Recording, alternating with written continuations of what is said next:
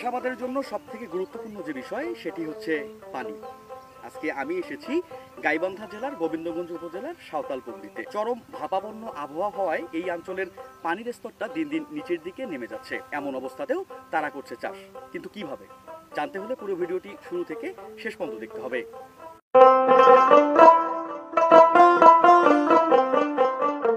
আমার নাম ময়রা হামরম, আমি এই সুগানপুকুর থাকি। আমাদের এখানে জমি চাষ করার এই যে বর্ষা মৌসুমে একটু চাষ করি, অন্য অন্য মৌসুমে এই যে খরা মৌসুমে অন্য চাষ হয় না, পানির জন্য আমাদের চাষ হয় না। ওই জন্য আমাদের খুব কষ্টের মধ্যে ছিলাম। এই সাধারণভাবে এই মনে করে এই শ্যালো দিয়ে দিয়ে চাষ করে তারপরে আপনার এই যে সাবমার্সেলগুলো বসে একটু পানি দিয়ে এখন একটু চাষ হয়, আমাদের জীবনযাপন করা যায়। আমার নাম জাফর ইসলাম প্রধান, আমি বাঙালি। এখানে আছি সুগনপুকুর।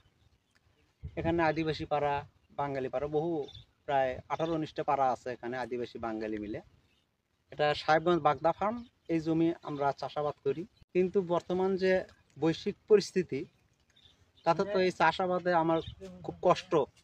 মানে চাষের প্রধান উপকরণ হলো সেচ বা পানি। এই পানি এখন জলবায়ু পরিবর্তনের কারণে এই পানি আমরা আগে যেমন শ্যালো দিয়ে এখানে উপর থেকে শ্যালো বোর্ডিং করে ছোট ছোট অগভীর নলকূপ করে যে চাষগুলো করতেছিলাম, বর্তমানে সেই চাষ কিন্তু আমরা আর ওইভাবে করতে পারতেছি না। মানে শ্যালো বোর্ডিং থেকে যে পানিটা উঠাবো আমরা, ওই শ্যালো আর নিচ থেকে লেয়ার কাছে না থাকার কারণে পানি আর শ্যালো উঠাতে পারতেছে না। যদি বিদ্যুৎ সংযোগ নিয়ে একটা নলকূপ করা যায়, 2-2.5 লক্ষ টাকার মতো এখানে খরচা হয়। এটা আসলে এখানকার যারা দরিদ্র কৃষক এদের পক্ষে সম্ভব হয় না। তবে অনেকেই যৌথভাবে 3জন 4জন 5জন একত্র হয়ে এই সংযোগগুলো নিয়ে তারা সাবমার্সিবল করে তাদের জমিগুলোই চাষ করে। এইভাবে অনেক ছোট ছোট অনেক ইউনিট আছে, মানে শাখা আছে, তারা এইভাবে করছে।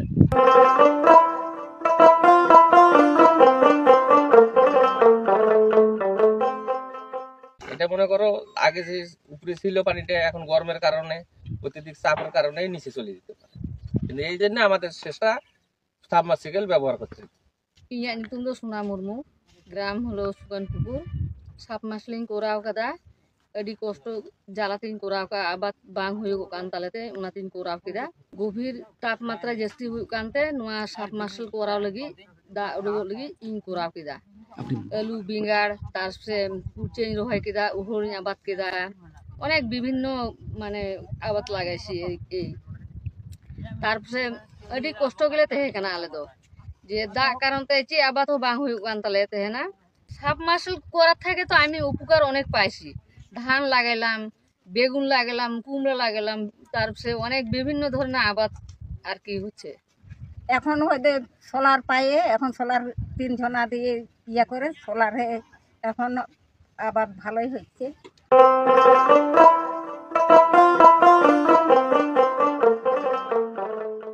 এই বিস্তীর্ণ অঞ্চলের কৃষকরা ছোট ছোট দল করে বসিয়েছে সাবমার্সিবল পাম্প।